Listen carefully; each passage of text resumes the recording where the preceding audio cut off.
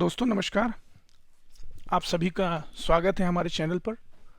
आशा करता हूँ आप सभी लोग अच्छे होंगे।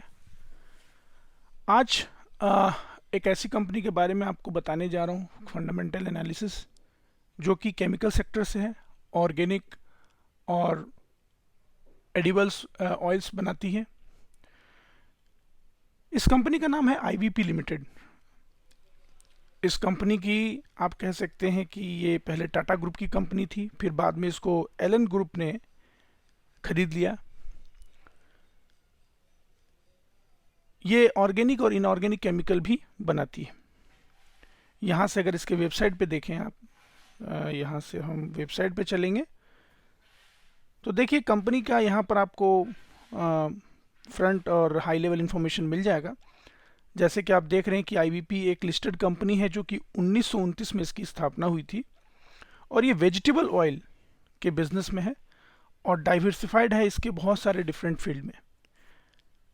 ये कंपनी टाटा ग्रुप की थी, बाद में इसको एलानस ग्रुप ने एक्वायर कर लिया और आप कह सकते हैं कि ये देश की ऐसी पहली कंपनी है जो कि अपने केमिकल मैन्युफैक्चरिंग को एसलैंड यूएसए के साथ कोलैबोरेट करके यहाँ पर डेवलप किया है, इंडिया के अंदर विकास किया है। और इसके जो मेन प्लांट्स हैं वो तारापुर और बेंगलोर में है। इसकी एनुअल कैपेसिटी 50,000 टन की है और ये कह सकते हैं कि केमिकल इंडस्ट्रीज हो गया, कोटिंग हो गया, कंपोजिट्स और इंसुलेशंस, रेजिन जो है ये बनाने के इंडस्ट्रीज में है। यहाँ से आप इसके यहाँ से प्रोडक्ट भी आप देख सकते हैं कौन से यहाँ प्रोडक्ट बनाती है कंपनी। तो देखिए ये polyurethane systems, foundry, composite resin, insulation resin, refractory resin, तो ये सारे इसके डिफरेंट प्रोडक्ट हैं। तो अब हम चलते हैं इसके फंडामेंटल एनालिसिस पर।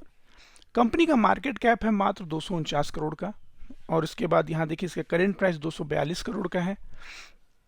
कंपनी का हाई प्राइस 261 और लो प्राइस 112 करोड़ 12 रुपये का है। 261 रुपये और 112 रुपये इसका हायर लो प्राइस है। स्टॉक का पी 13.4 है। 13.4 का पी होना अच्छा माना जाएगा। अब इसके बाद समझिए इसके बुक वैल्यू को। इसकी बुक वैल्यू 119 है और इसका करेंट प्राइस 249 है, तो अपने बुक वैल्यू से बहुत ज़्यादा दूर नहीं है इसका शेयर प्राइस। और डिविडेंड यील्ड देखिए 0.62 है, मतलब थोड़ा बहुत डिविडेंड भी देती है। रिटर्न ऑन कैपिटल एम्प्लॉयड 15.3 और रिटर्न ऑन इक्विटी 17.6% का है। फेस वैल्यू 10 का है जो कि अच्छा माना जाएगा। पेग रेशियो यहाँ थोड़ा सा ज़्यादा है, एक से ज़्यादा है 1.1 और इक्विटी कैपिटल 10.3 है, तो अपने इक्विटी छोटी इक्विटी कैपिटल भी है। अब इसके आगे इन्फॉर्मेशन को समझें तो देखिए करंट रेशियो 1.25, इसका मतलब कि जो इनका करंट एसेट है उसकी लाइबिलिटी से 1.25% 1.25 मतलब 1.25 गुना ज़्यादा है। प्राइस टू बुक वैल्यू ये देखिए दोगुना है। जैसे कि मैंने आपको कहा था कि इसका अगर बुक वैल्यू 119 है और करंट प्राइस 200 कुछ है तो ये डबल हो गया अपने बुक वैल्यू से।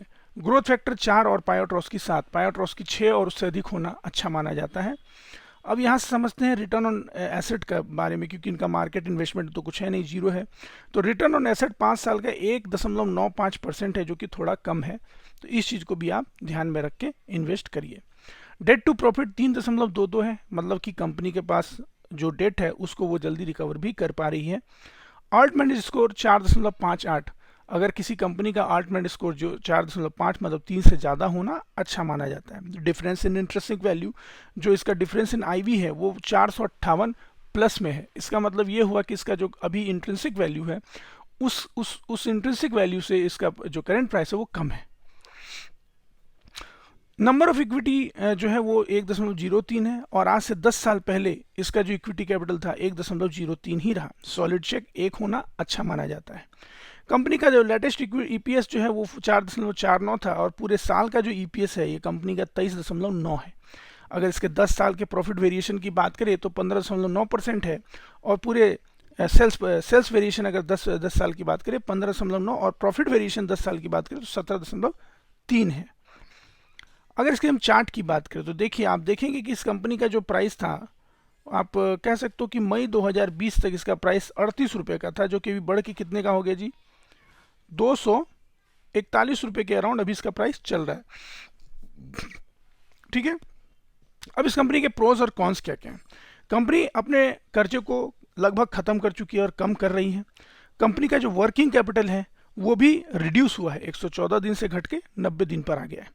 इसके कॉन्स की बात करें तो इनके जो कॉन्टीजेंट लाइबिलिटीज़ हैं वो 84.5 करोड़ रुपए का है, और इसके अर्निंग जो है अदर देन इनकम जो है वो भी 11.5 करोड़ का है। ये कंपनी केमिकल इंडस्ट्री से है। और देखिए इस कंपनी का जो काम करने का तरीका है वो जैसे लिंडे, एसआरएफ और पीडीलाइट, उस तरह के, गुजरात फ्लोरोकेमिकल्स, इस तरह की कंपनी का बिजनेस मॉडल है।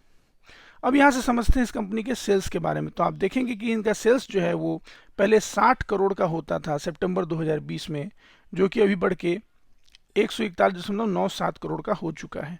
कंपनी का ऑपरेटिंग मार्जिन वो भी 4% से बढ़ के 6% पे आ गया, जबकि बीच में कंपनी ने 8.4% का भी मार्जिन मेंटेन किया है। और यहाँ देखिए इनका सेल्स जैसा कि मैंने कहा आपको 60 करोड़ से बढ़ के 141 करोड़ पे आ चुका है, लेकिन बीच में कंपनी ने 175 करोड़ का भी सेल्स दिखाया है। कंपनी का इंटरेस्ट भी देखिए, आप देखेंगे तो कंपनी का इंटरेस्ट भी स्टेबल है 2.2 करोड़, जो कि पिछले कुछ क्वार्टर से थोड़ा कम हो गया है। तो इंटरेस्ट का कम होना अच्छा माना जाएगा। प्रॉफिट बिफोर टैक्स, देखिए प्रॉफिट बिफोर टैक्स कंपनी का पहले 1 करोड़ के अराउंड था, जो कि अभी बढ़ के करीब करीब 6 करोड़ हो चुका है, जो कि अच्छी बात है। बीच में कंपनी ने 14 करोड़ का भी प्रॉफिट बिफोर टैक्स दिखाया है।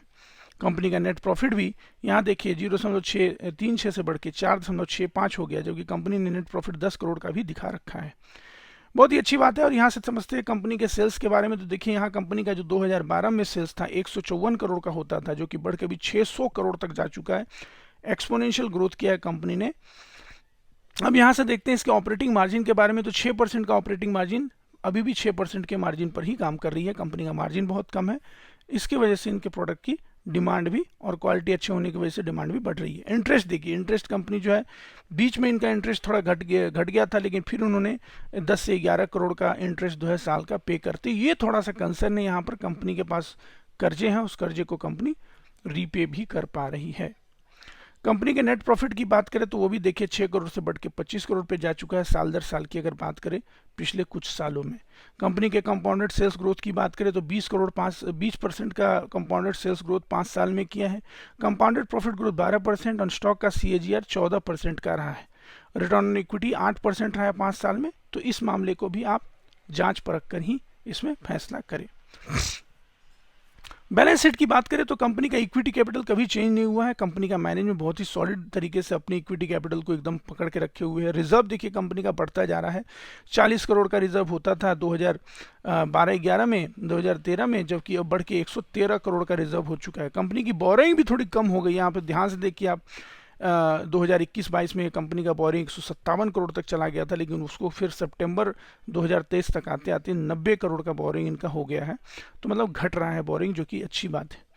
यहाँ से समझते हैं इसके इन्वेस्टमेंट कुछ कर नहीं रही है कंपनी। और अदर एसेट भी कंपनी के पास 247 करोड़ रुपए का है। कंपनी का जो टोटल एसेट है वो भी देखिए 321 करोड़ का हो चुका है। और कंपनी के कैश फ्लो की बात करें तो कंपनी का कैश फ्लो भी पॉजिटिव में चल रहा है। कंपनी के अगर रेशियो की बात करें तो डेटर डेज देखिए यहाँ पर इंप्रूव हो गया है, 137 से 115 दिन। इन्वेंट्री डेज भी 63 से 61 दिन हो गया। डेज पेएबल भी देखिए 89 से 89 डे। और कैश कन्वर्जन भी 110 से घट के 86 मतलब 86 दिन का हो चुका है।